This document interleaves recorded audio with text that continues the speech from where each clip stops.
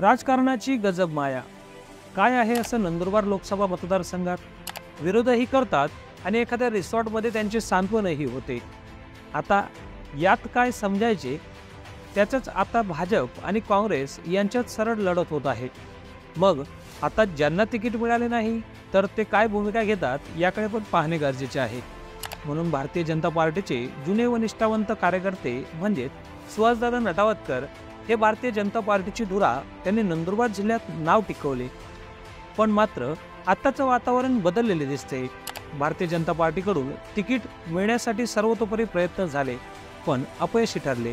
त्यात डॉक्टर हिना गावित यांचे नाव समोर आले.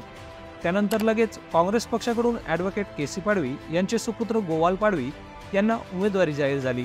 मग त्यात आता काँग्रेस व भाजप समोर समोर निवडणूक रिंगणात आले. मात्र आता भारतीय जनता पार्टीचे निष्ठावंत म्हणून ओळख असलेल्या डॉक्टर सुहासदादा नटावदकर यांच्या कन्या काय भूमिका घेणार हे पाहणे लक्षवेधी असणार आहे. त्यांची भेट घेतली असता त्यांची उमेदवारी करण्याची तयारी होती, मात्र उमेदवारी मिळाली नाही. मग आता डॉक्टर समिधा नटावदकर कोणत्या पक्षाकडून उमेदवारी करतील, का अपक्ष असतील किंवा भारतीय जनता पार्टीच्या पक्षश्रेष्ठींच्या शब्दाला मान देत डॉक्टर हिना गावित यांच्यासोबत प्रचार करतील, हे तर येणारा काळ लवकरच ठरवेल. पण त्यामध्ये नुकतीच आता डॉक्टर समिधा नटावदकर या राष्ट्रवादी शरद पवार गट यांच्या नेत्यांच्या भेटी झाल्यात असं समोर आलंय. राष्ट्रवादीचे रोहित पवार यांची भेट त्यांनी घेतली आहे. आता याचा काय अर्थ काढावा हे संदिग्ध असल्याचे बोलले जात आहे. पाहूया MDTVशी बोलताना डॉक्टर समिधा नटावदकर यांची प्रतिक्रिया.